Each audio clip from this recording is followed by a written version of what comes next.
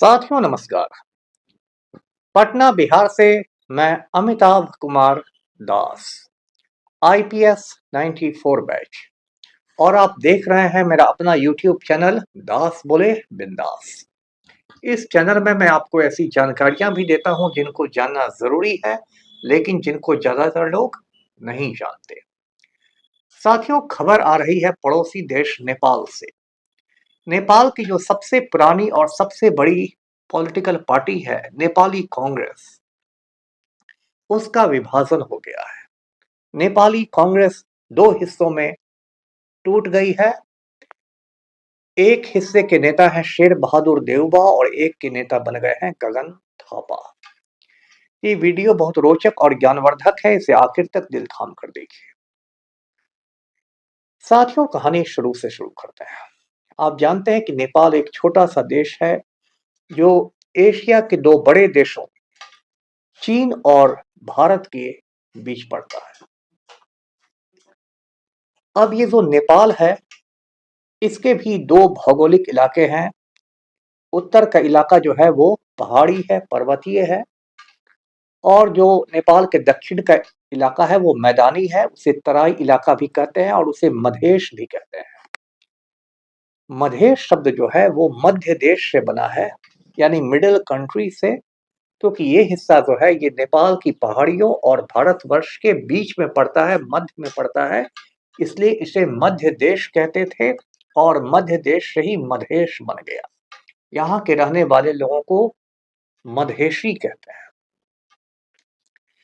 साथियों, नेपाल जो है वो पहले अलग अलग छोटे छोटे राज्यों में बटा था। फिर एक गोरखा राजा हुआ पृथ्वी नारायण शाह, और पृथ्वी नारायण शाह ने सभी राज्यों को फतह करके एक यूनाइटेड नेपाल, एकीकृत नेपाल की बुनियाद डाली। इसलिए आप पृथ्वी नारायण शाह को नेपाल राष्ट्र का जनक कह सकते हैं, फादर ऑफ मॉडर्न नेपाल कह सकते हैं। पृथ्वी नारायण शाह के बाद उसके वंशजों ने ही शासन किया, जिसे शाह डायनेस्टी कहते थे, और 2008 तक शाह राजाओं ने नेपाल पर शासन किया। 2008 में अंतिम राजा था नेपाल का ज्ञानेंद्र शाह, जिसे संविधान सभा ने बर्खास्त कर दिया, और उसके बाद नेपाल राजतंत्र से गणतंत्र बन गया, मोनार्की से रिपब्लिक बन गया। साथियों, जब शाह लोग राजा हुआ करते थे, उसी समय एक दौर ऐसा भी आया जब राणा वंश के प्रधानमंत्री वहां बनने लगे, और ये राणा लोग इतने ताकतवर हो गए कि शाह राजा जो थे वे उनकी कठपुतली बन के रह गए। तो इस राणा शाही के खिलाफ भी नेपाल में एक लंबा संघर्ष शुरू हुआ, और जब राजा त्रिभुवन नेपाल के राजा हुआ करते थे, तब पंडित नेहरू की मदद से नेपाल में राणा शाही का खात्मा हुआ और राजा के हाथ में फिर से शक्तियां आई। नेपाल में कुछ समय तक पंचायती राज सिस्टम भी रहा। उसके बाद नेपाल में काफी समय उथल पुथल के दौर रहे।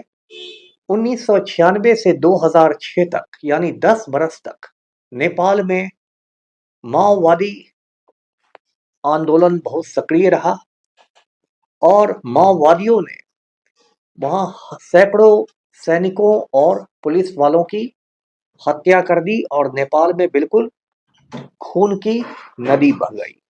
माओवादियों का सबसे बड़ा नेता था पुष्प कमल दहाल, जिसे प्रचंड के नाम से भी जानते हैं। इसी बीच 2001 में नेपाल का जो राजभवन है, पैलेस है, नारायण हिटी पैलेस, वहां एक रॉयल मैसेकर भी हो गया, शाही नरसंहार भी हो गया, और जो नेपाल का युवराज था, जो नेपाल का क्राउन प्रिंस था दीपेंद्र, उसने नशे की हालत में अपने पूरे परिवार को मार डाला और अंत में खुद को भी गोली मार ली। ये जो शाही नरसंहार था, इसमें नेपाल का राजा वीरेंद्र मारा गया, नेपाल की रानी ऐश्वर्या मारी गई, वहां का राजकुमार निरंजन मारा गया, राजकुमारी श्रुति मारी गई और अंत में युवराज दीपेंद्र ने खुद को भी गोली मार ली। तो एक तरह से पूरे शाही परिवार का सफाया हो गया। उसके बाद राजा वीरेंद्र का छोटा भाई ज्ञानेंद्र अगला राजा बना, लेकिन ज्ञानेंद्र बहुत ही भ्रष्ट था, करप्ट था और उसके खिलाफ नेपाल में एक तरह से जन विद्रोह हो गया और 2008 में जो संविधान सभा चुनी गई उसने वहां राजशाही को खत्म कर दिया। तो 2008 के बाद से नेपाल एक रिपब्लिक है। लेकिन 8 से अभी 26 हो गए, यानी 18 बरस में भी नेपाल में बहुत अस्थिरता का समय रहा, इनस्टेबिलिटी का। वहां बहुत सारे प्रधानमंत्री आए और गए और 2-3 बड़ी बड़ी पार्टियां बारी बारी से सत्ता में आती रही। एक पार्टी तो वहां की सबसे पुरानी पार्टी है नेपाली कांग्रेस, उसके प्रधानमंत्री बनते रहे।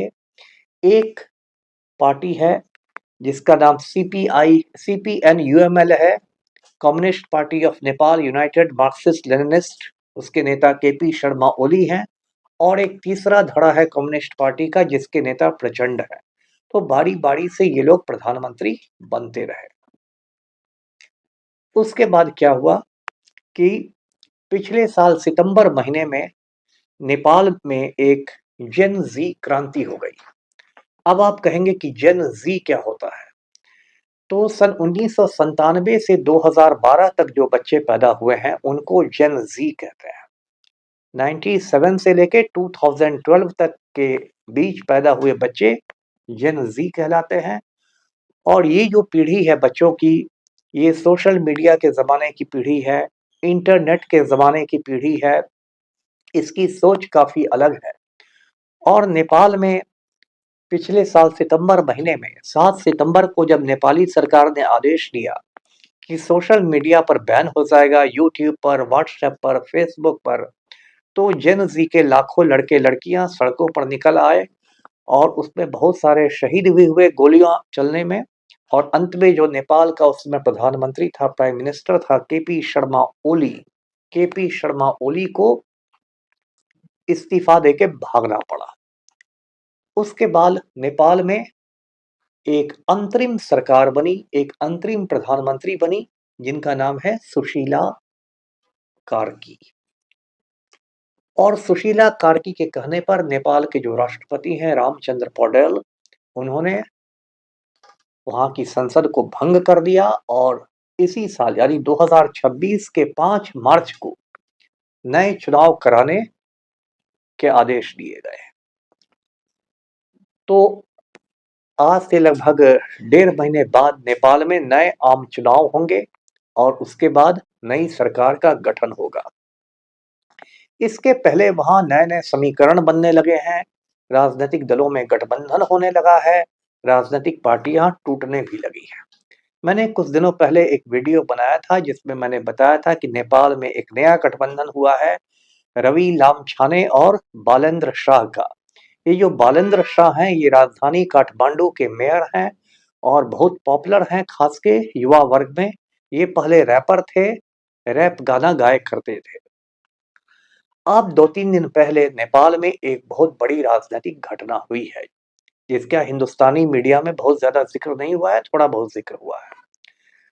मामला ये है कि नेपाली कांग्रेस जो है वहां की सबसे पुरानी और सबसे बड़ी पार्टी जो है वो 2 टुकड़ों में बट गई है। एक टुकड़ा जो है वो शेर बहादुर देउबा का है जो 5 बार नेपाल के प्रधानमंत्री रह चुके हैं और काफी बुजुर्ग नेता है नेपाली कांग्रेस के। और शेर बहादुर देउबा के खिलाफ बगावत कर दी है एक युवा नेता जो अपेक्षाकृत कम उम्र के हैं, उनका नाम है गगन थापा। उसके बाद जब ये पार्टी 2 टुकड़ों में बट गई तो दोनों टुकड़ों ने दावा किया कि हम ही असली नेपाली कांग्रेस हैं। अब फैसला कौन करेगा? तो फैसला जो नेपाल का चुनाव आयोग है, इलेक्शन कमीशन, उसको करना था। तो दोनों टुकड़ों ने अपने अपने दस्तावेज दिए और नेपाल के चुनाव आयोग ने कहा कि जो गगन थापा का गुट है वो ही असली नेपाली कांग्रेस है। यानी नेपाली कांग्रेस का जो चुनाव चिन्ह है, जो इलेक्शन सिंबल है, पेड़ है, यानी वृक्ष, यानी ट्री। तो ये जो इलेक्शन सिंबल है दरख्त का, ये गगन थापा गुट को मिलेगा। नेपाली कांग्रेस का जो झंडा है जिस पर 4 तारे बने हुए हैं, 4 सितारे बने हुए हैं, वो झंडा भी गगन थापा के गुट को मिलेगा। और जो नेपाली कांग्रेस का मुख्यालय है, हेडक्वार्टर्स है ललितपुर में, काठमांडू के करीब, वो भी गगन थापा गुट को दे दिया गया। अब इससे जो शेर बहादुर देववा का गुट है वो बहुत खफा हो गया है। उसने कहा कि हम लोग चुनाव आयोग के फैसले को सुप्रीम कोर्ट में चुनौती देंगे। तो अब एक मतलब लंबी मुकदमेबाजी शुरू होगी। अब साथियों, नेपाली कांग्रेस के बारे में मैं आपको कुछ बता दूं। नेपाली कांग्रेस की बुनियाद 1950 में डाली गई थी और उस समय नेपाल में बिल्कुल राणाशाही का दौर था। नेपाल में लोकतंत्र का नामो निशान नहीं था। इसलिए दिलचस्प बात यह है कि नेपाली कांग्रेस की बुनियाद नेपाल में नहीं, हिंदुस्तान में रखी गई थी। हिंदुस्तान में बड़े बड़े नेता मिले। नेपाल के विश्वेश्वर प्रसाद कोइराला, मातृका प्रसाद कोइराला जैसे लोग, और उन लोगों ने नेपाली कांग्रेस की बुनियाद डाली। अभी जो नेपाली कांग्रेस में टूट हुई है 2-3 दिन पहले, ये नेपाली कांग्रेस के इतिहास की तीसरी बड़ी टूट है।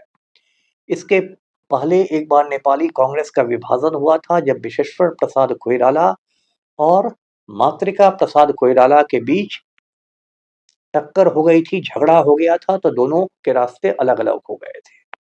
दूसरी बार नेपाली कांग्रेस में जब टूट हुई थी जब वहां माओवादी उग्रवाद चल रहा था। उस समय शेर बहादुर देवबा ने अपना एक अलग गुट बना लिया था।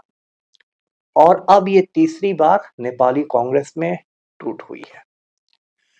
अब साथियों, इस टूट से जाहिर है कि नेपाली कांग्रेस का नुकसान होगा। नेपाली कांग्रेस में एक नई पीढ़ी का उदय हो रहा है जिसके नेता गगन थापा हैं, विश्व प्रकाश शर्मा हैं, और ये लोग जो है ये पुरानी पीढ़ी के बुजुर्ग नेताओं को चुनौती दे रहे हैं। तो 5 मार्च को नेपाली जो आम चुनाव होंगे उस पर पूरी दुनिया की तो नजर टिकी ही हुई है। खास के भारत में उसको लेके और ज्यादा दिलचस्पी है क्योंकि नेपाल बिल्कुल सटा हुआ हमसे है और भारत और नेपाल के बीच जो कहते हैं रोटी बेटी के बहुत पुराने रिश्ते हैं। नेपाल और भारत के बीच 1950 की संधि भी है जिसके तहत दोनों मुल्कों ने एक दूसरे को विशेष दर्जा दिया हुआ है। मतलब यदि कोई हिंदुस्तानी नेपाल जाना चाहता है तो उसको वीज़ा की ज़रूरत नहीं होती है, वो सिर्फ अपने पासपोर्ट पर जा सकता है। इसी तरह कोई नेपाली यदि हिंदुस्तान आना चाहता है तो वो भी सिर्फ नेपाली पासपोर्ट पर आ सकता है।